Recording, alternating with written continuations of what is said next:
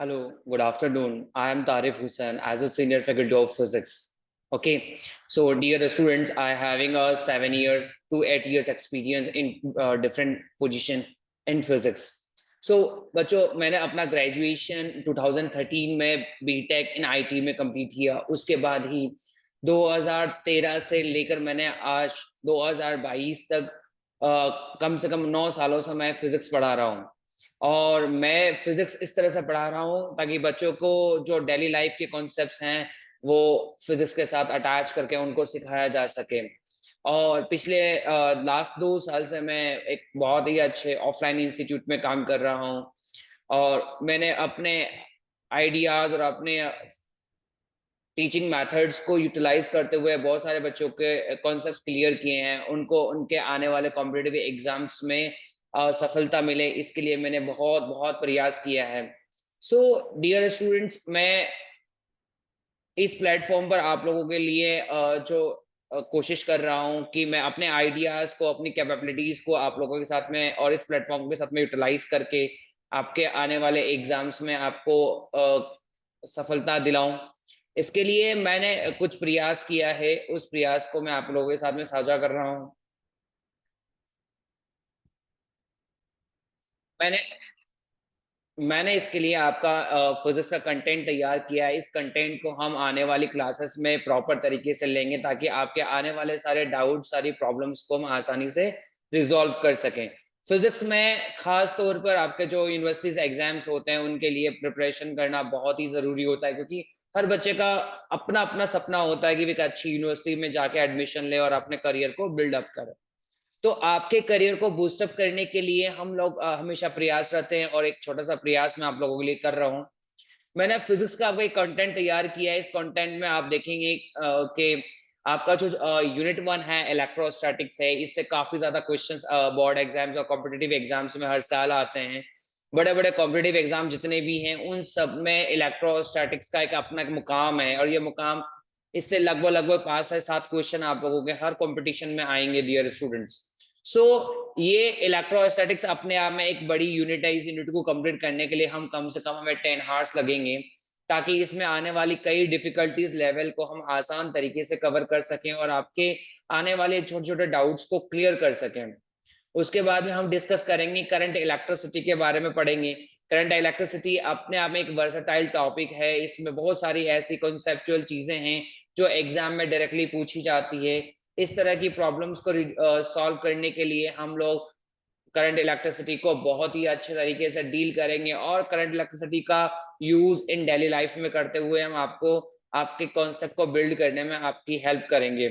तो ये जो आपका टारगेट है डियर स्टूडेंट्स, है टारगेट लगभग-लगभग आपका 8 हार्स में कवर हो जाएगा। हम पूरी-पूरी कोशिश करेंगे कि इस 8 हार्स में आपको अच्छे से क्लैरिटी दें, अच्छे से आपके कॉन्सेप्चुअल क्लियर हो, और आपकी क्लैरिटी मिलेगी तो आपको डेफिनिटली अच्छा स्कोर करने का फ़ायदा मिलेगा।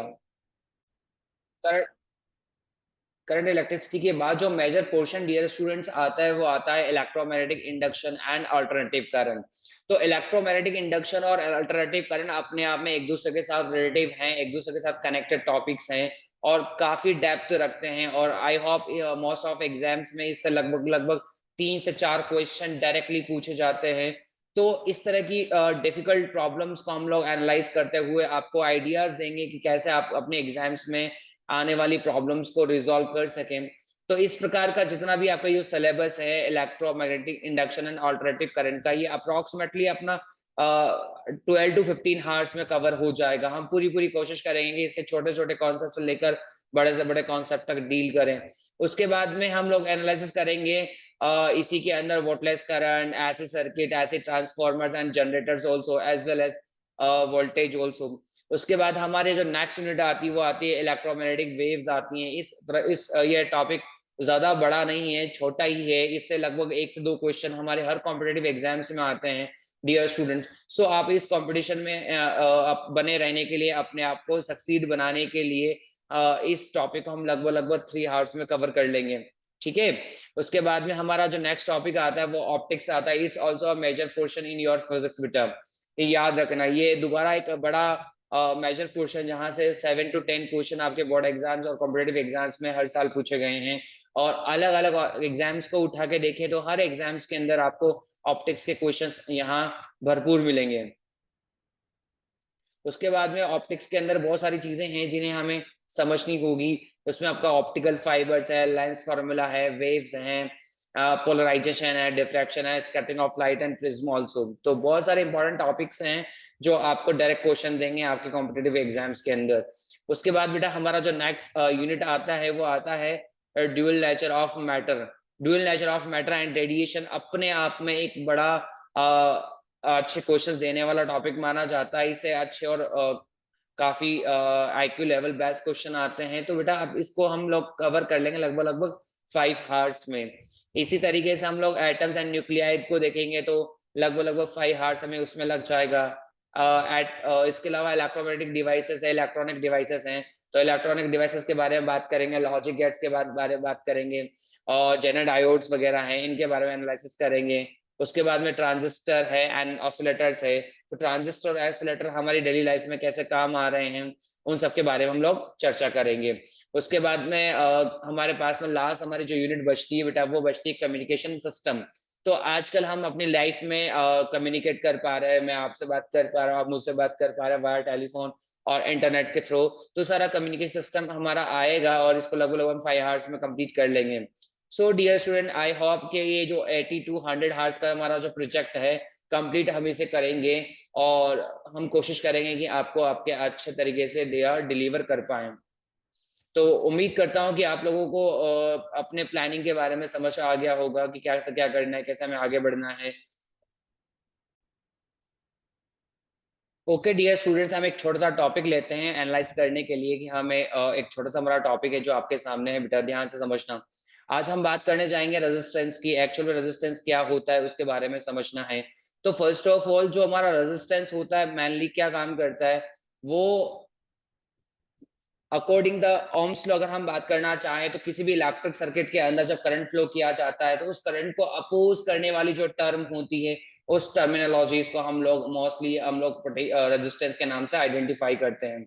तो आप लोगों ने देखा होगा कि एक सिस्टम के अंदर नंबर ऑफ फ्री इलेक्ट्रॉन्स हो रहे होते हैं, जब उनमें बैटरी अटैच की जाती है तो इलेक्ट्रॉन्स बैटरी के नेगेटिव टर्मिनल से पॉजिटिव टर्मिनल के ऑन मूव ऑन करना शुरू कर देते हैं। तो हमारा जो करंट होता है वो बैटरी के पॉजिटिव टर्मिनल से नेगेटिव टर्मिनल की ओर मूव ऑन कर रहा होता है।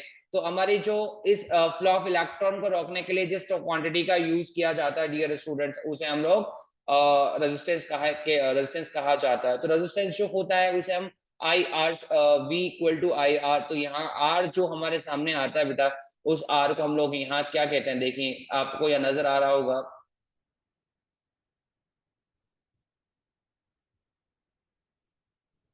Just a minute dear students, I tell you.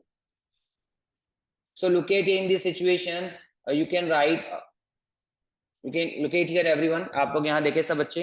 तो जो R है वो क्या है, प्रोपोर्शनलिटी कांस्टेंट है, और इस प्रोपोर्शनलिटी कांस्टेंट को क्या कहा जाता है, रेजिस्टेंस कहा जाता है। तो आपको समझ आया होगा कि रेजिस्टेंस एक्चुअल में होता क्या है।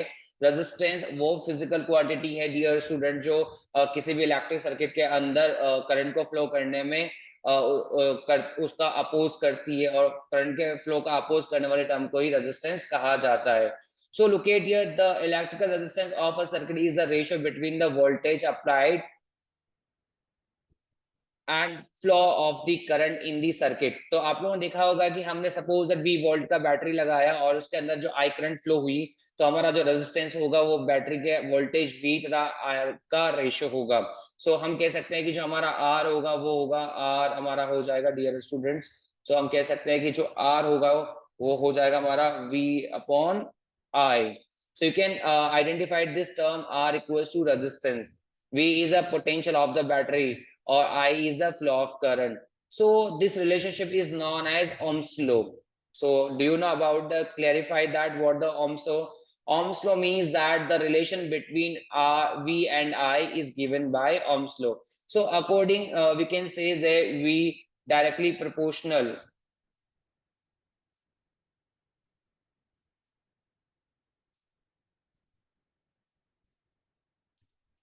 to current.